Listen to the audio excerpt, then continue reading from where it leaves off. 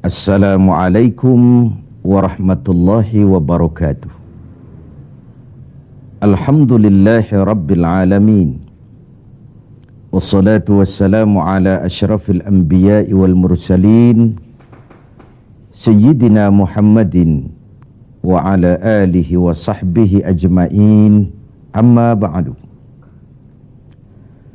Saudara-saudara sebangsa, setanah air dan sekeyakinan yang berbahagia. Data-data terakhir yang sampai kepada kita membuat kita sebagai bangsa semakin prihatin. Walaupun tentu tidak membuat kita jadi pesimis, seraya kita tetap memberikan penghormatan dan penghargaan kepada upaya-upaya yang telah dilakukan oleh pemerintah kita. Data itu adalah 3/5 dari jumlah penduduk kita hidup di bawah garis kemiskinan. Ini artinya apa? 60% dari 210 juta rakyat kita hidup di bawah garis kemiskinan dan 20% diantaranya dalam kemiskinan mutlak.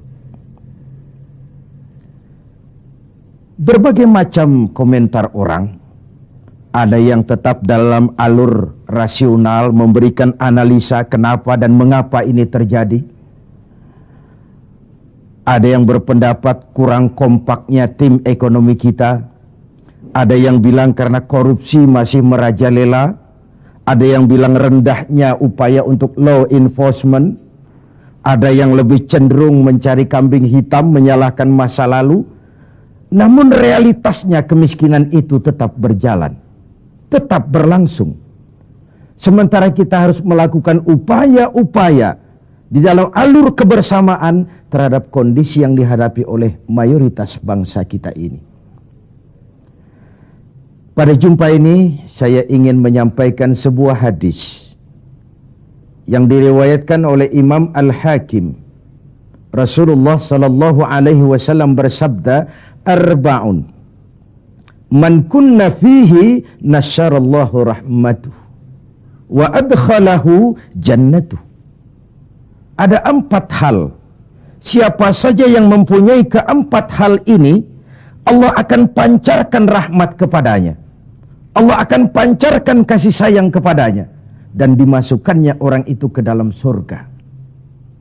Mari kita lihat semoga kita termasuk salah satu saja dari 4 hal yang dibicarakan ini. Yang pertama, man awa miskinan. Orang yang memberikan perlindungan, memberikan tempat tinggal, menaungi orang-orang yang miskin. Allah melebihkan rizki sebagian kita dari yang lain agar dalam hidup terjadi take and give. Karena bagaimanapun kita ini saling memerlukan. Tidak ada orang hebat yang bisa hidup sendirian. Betapa dan siapapun kita memerlukan yang lain. 60% rakyat kita hidup di bawah garis kemiskinan dan bukan mereka punya mau. Padahal subhanallah, kita diberikan negara yang begini kaya, hijau, ranau, subur, makmur. Bumi kita mengandung gas, batu bara, minyak, laut kita kaya, hutan kita kaya, negara kita kaya, dan penduduk kita miskin. What's wrong? Tapi pertanyaan ini bisa mengundang berbagai macam polemik. Oleh karena itu, saya ingin mengetuk hati kita semua.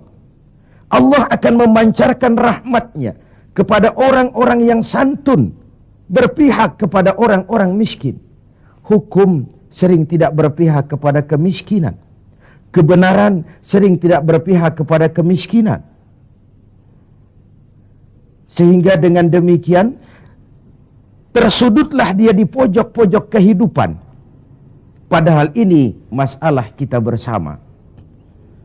Sementara Rasul dengan tegas memperingatkan, wallahu fi aunil abdi madamal abdu fi auni akhi.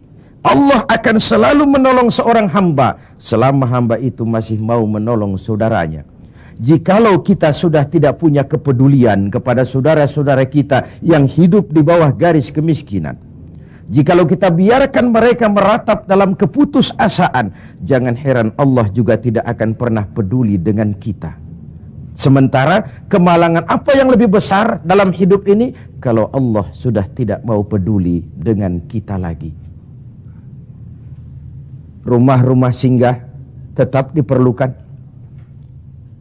Pemandangan sehari-hari kita lihat anak-anak kita dalam usia sekolah terpaksa harus berjemur panas terik, terguyur hujan, tidur di tepi-tepi jalan oleh karena tekanan kehidupan, oleh karena sulitnya lapangan pekerjaan, oleh karena kemiskinan-kemiskinan yang dialami. Dan itu semua menjadi tanggung jawab kita untuk berbagi dalam kondisi yang seperti ini.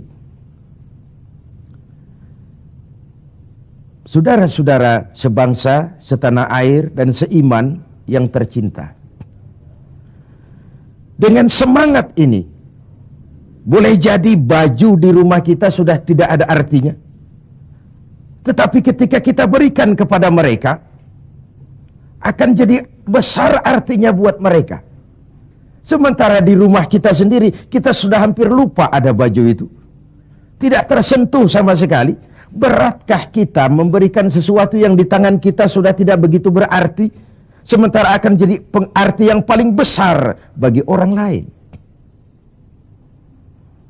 Satu sisi ada orang sakit perut karena kekenyangan, sisi lain orang merintih karena kelaparan.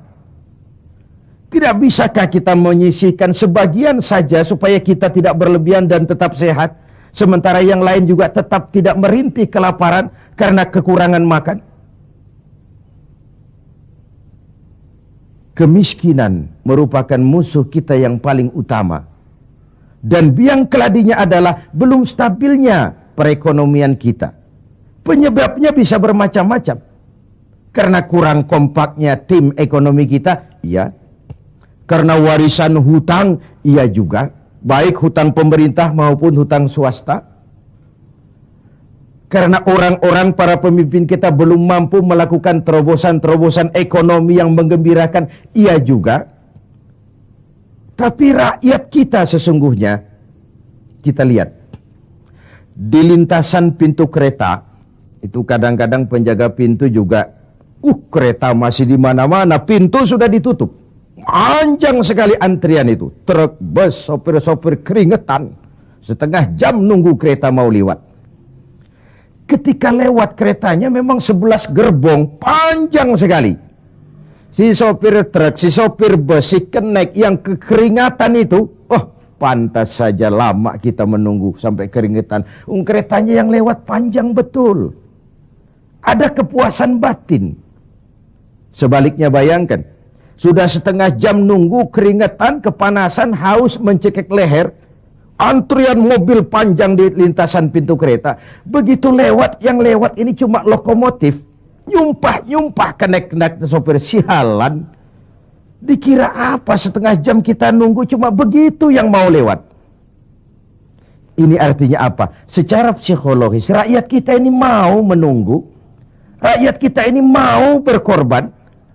Rakyat kita ini mau memberikan apa yang mereka bisa untuk sesuatu yang besar, untuk sesuatu yang monumental, untuk sesuatu yang bisa merubah keadaan mereka. Jangan biarkan rakyat kita menunggu dengan kecewa karena begitu lama menunggu, yang lewat cuma lokomotif, cuma kepala kereta yang lewat. Mereka merasa penantian setengah jam sia-sia, pengorbanan peras keringat, haus mencekik leher, jadi konyol ketika yang lewat cuma sebuah lokomotif.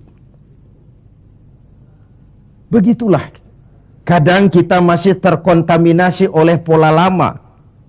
Sebagian dari pemimpin kita masih memandang bahwa jabatan itu fasilitas dan kekuasaan. Lebih celaka lagi bahwa jabatan adalah jalan pintas untuk menuju kaya. Merasa giliran, kemarin kan giliran kamu, sekarang giliran saya. Sepanjang jabatan masih dianggap sebagai fasilitas dan kekuasaan, apalagi jalan pintas untuk menuju kaya, itu rampok. Negara sedang sakit, ini musim kerja bakti. Pesta sudah selesai,